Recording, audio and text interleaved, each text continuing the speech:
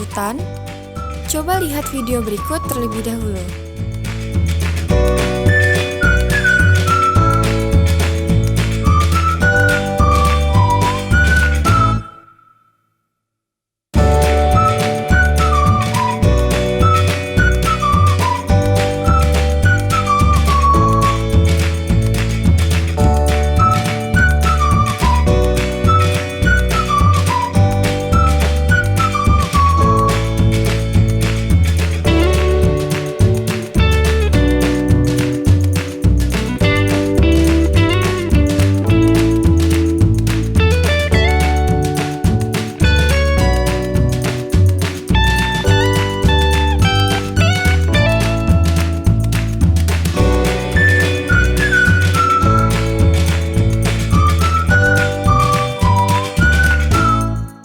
Nah, sekarang udah tahu kan apa itu kelarutan?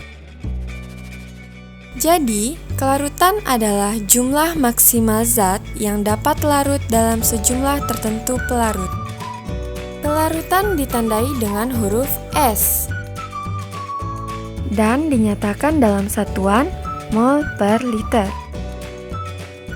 Berdasarkan percobaan yang dilakukan di awal, tentukan kelarutan garam Ag2CrO4 dalam satuan gram per liter dan mol per liter. Pertama-tama kita tuliskan massa Ag2CrO4 yang larut dalam air, lalu kita ubah satuan volume air dari mililiter ke liter. Kemudian, kita hitung massa molekul relatif dari Ag2CrO4. Setelah itu kita hitung mol dari Ag2CrO4 dengan rumus gram per mr. Didapat mol Ag2CrO4 sama dengan 1,5 kali 10 pangkat min 2 mol. Untuk menentukan kelarutan Ag2CrO4 dalam satuan gram per liter dapat dihitung dengan rumus massa dibagi volume. Maka kelarutan Ag2CrO4 dalam satuan gram per liter sama dengan 50 gram per liter. Untuk menentukan kelarutan Ag2CrO4 dalam satuan mol per liter, dapat dihitung dengan rumus mol per volume. Maka, kelarutan Ag2CrO4 sama dengan 1,5 kali 10 pangkat min 1 mol per liter. Atau, dapat juga dihitung dengan rumus kelarutan Ag2CrO4 dalam satuan gram per liter dibagi mr. Maka, kelarutan Ag2CrO4 sama dengan 1,5 kali 10 pangkat min 1 mol per liter. Hasil kali kelarutan adalah hasil kali konsentrasi ion-ion suatu garam yang sukar larut dalam larutan jenuhnya dipangkatkan dengan koefisien reaksinya masing-masing pada saat setimbang. Contoh garam yang sukar larut dalam air adalah kalsium karbonat CaCO3. Garam ini membentuk kesetimbangan sebagai berikut. CaCO3 solid menjadi Ca2 plus aqueous dan CO32 min aqueous. Sehingga tetap kesetimbangannya adalah K sama dengan Ca2 plus kali CO32 min per CaCO3.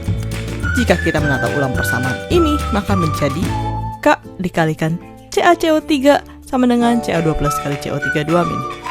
Oleh karena kelarutan garam ini sangat kecil, maka konsentrasi CaCO3 dianggap tetap dan dapat ditulis KSP sama dengan Ca2 plus kali CO32 min. KSP di sini adalah tetapan hasil kali kelarutan garam-garam sukar larut. Konsentrasi ion-ion dalam suatu larutan memengaruhi kejenuhan larutan. Misalnya pada garam kalsium karbonat CaCO3. Mari kita lihat video berikut ini.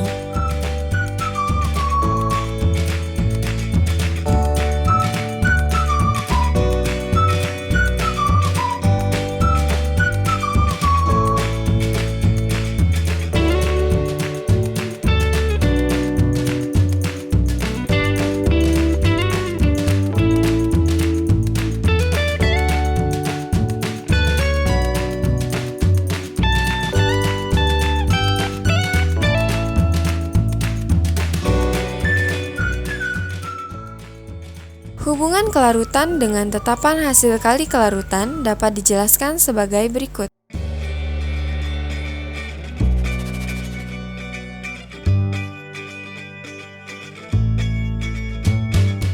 Contohnya, garam Pb3PO4 2 kali solid di dalam air membentuk kesetimbangan menjadi 3Pb2 plus aquos dan 2PO4 3- aquos.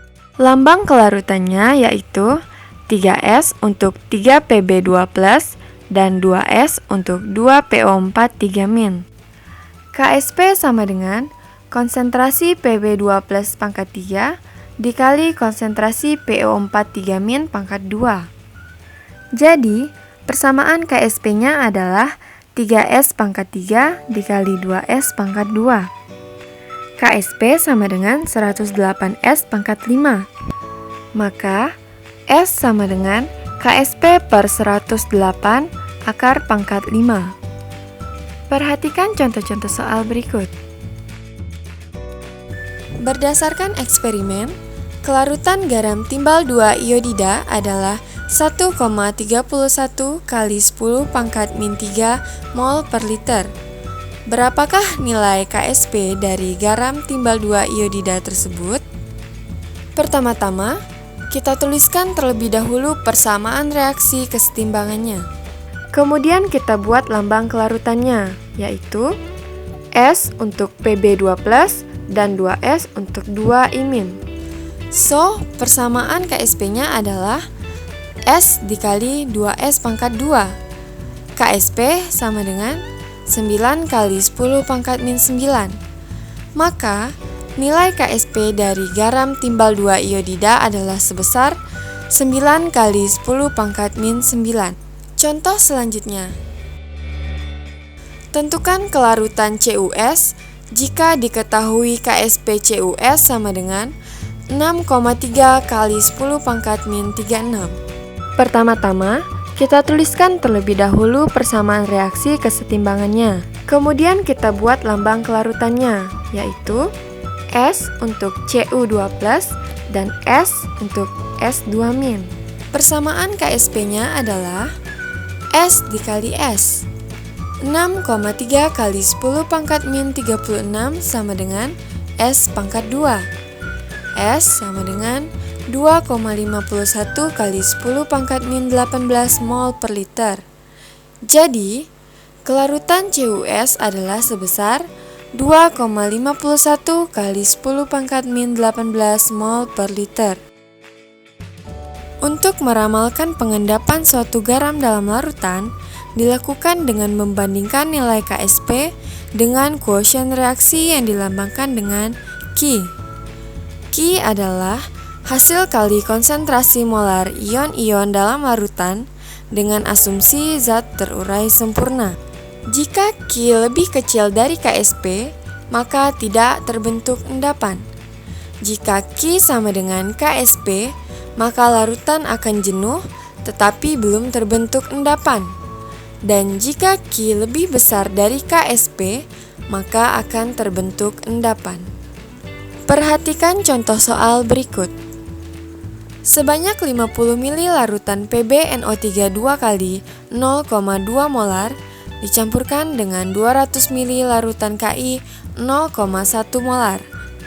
Jika KSP PbI2 sama dengan 9 kali 10 pangkat min 9, apakah akan terbentuk endapan PbI2? Pertama-tama kita tuliskan terlebih dahulu persamaan reaksi kesetimbangannya. Kemudian, tentukan konsentrasi Pb2+ dan konsentrasi imin dalam campuran. Didapat konsentrasi Pb2+ dalam campuran sama dengan 0,04 molar dan konsentrasi imin dalam campuran sama dengan 0,08 molar. Selanjutnya kita masukkan konsentrasi molar ion-ion dalam campuran tersebut ke dalam persamaan Q. Q sama dengan 0,04 dikali 0,08 pangkat 2. Maka Q sama dengan 2,56 kali 10 pangkat min 4. Karena Q lebih besar dari KSP, sehingga terbentuk endapan PbI2. Untuk membuktikan terbentuknya endapan, mari kita lihat video berikut ini.